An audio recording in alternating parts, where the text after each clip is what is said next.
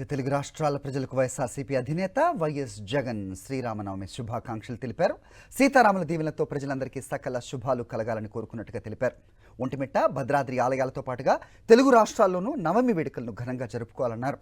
సీతారాముల ఆశీస్సులతో రాష్ట్రానికి మంచి జరగాలని కోరుకున్నట్టుగా పేర్కొన్నారు.